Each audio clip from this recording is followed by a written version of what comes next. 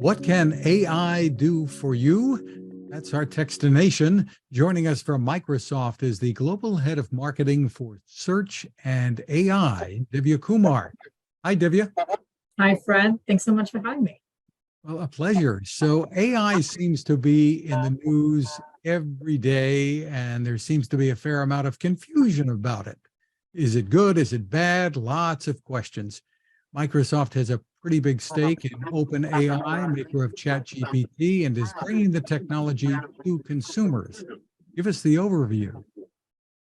Happy to. Gosh, there is a lot going on in the space of AI. And we're incredibly grateful to be able to actually deliver true, meaningful consumer value, leveraging all of the new technology that's coming up with the incredible power of AI.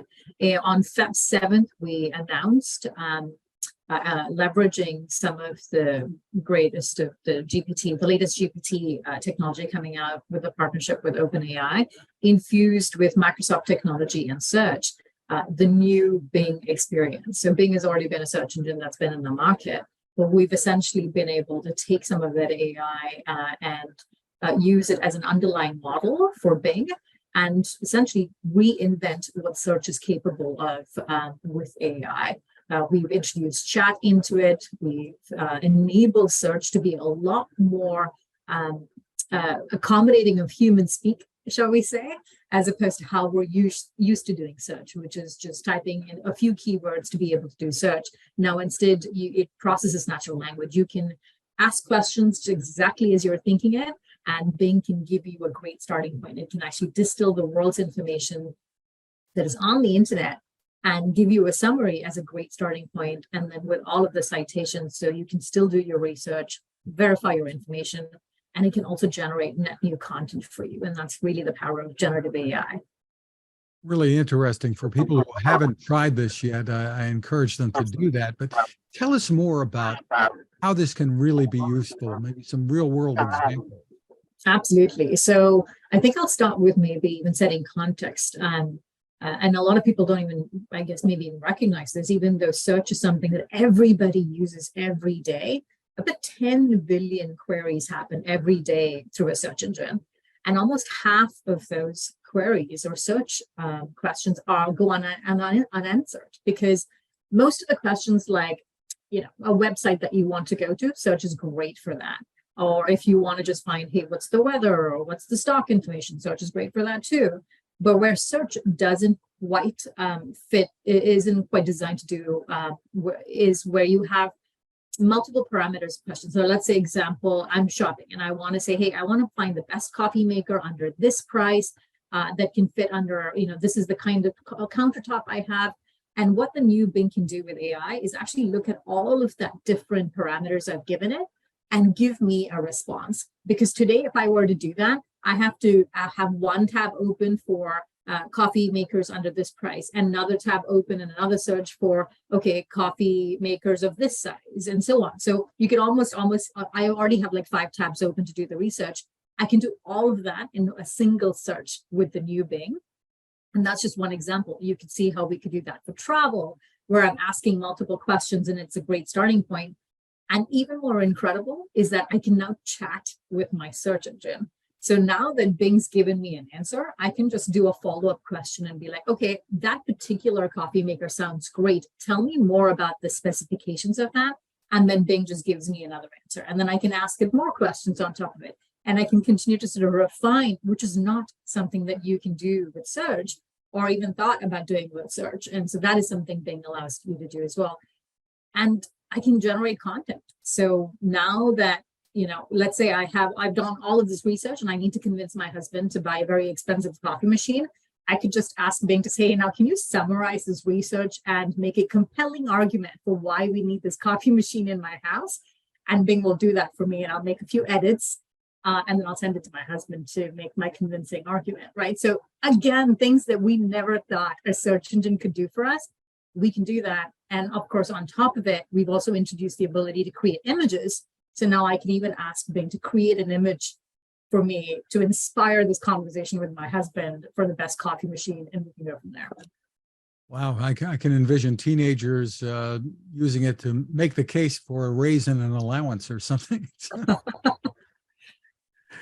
And some of the concerns people have been around students or other people even using this to write papers, et cetera. How do you address those concerns? At the end of the day, this is the new Bing is a search engine and it's a tool. And there's a large amount, the human factor is a really important part of that equation, which is we are responsible for how we're using the technology that we have today. And it's a really important conversation to have within families and households as well. And at the end of the day, we need to take responsibility for what it is that we're using for. And then there's also a responsibility to verify the information that you're getting as an output from the search engine, just like you would do today if you were to do a search. If I had to look for the best travel spots to go, say Alaska, I would still do the research that I would need to do, regardless of the number of blue links that I get. I would still have to verify that information that's coming out of Bing, even if I were getting a summary of it.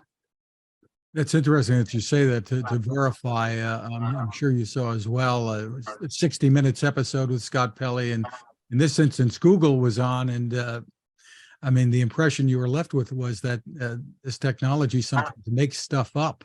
So you do need to check. One of the things that Bing does uniquely is Bing offers citations for all of the sources that Bing pulls content from. So again, something that is very unique to Bing is that not only is it using the latest and greatest technology from OpenAI, but it's infused with Microsoft, grounded in Microsoft search technology. So it's actually pulling in information that is available today on the internet, and it's giving you citations. So when you get a summarized answer, you actually see at the bottom of the answer all of the places and the sources that the information is being pulled from. And that's kind of where I go back to the verifying piece is very important, but we give you a way to be able to verify that content as well.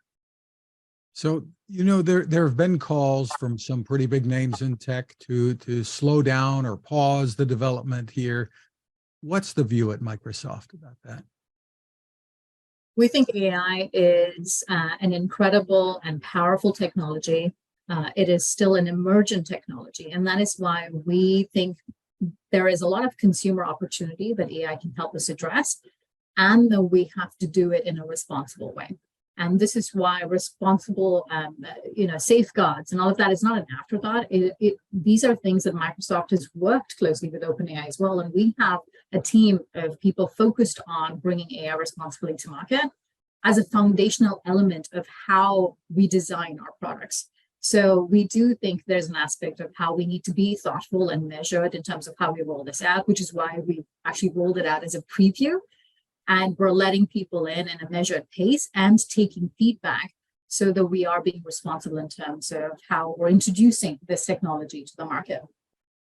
So what is the real promise of AI and the way it's going to change all of our lives at home and at work? I'm going to preface that by saying I think we've barely scratched the surface.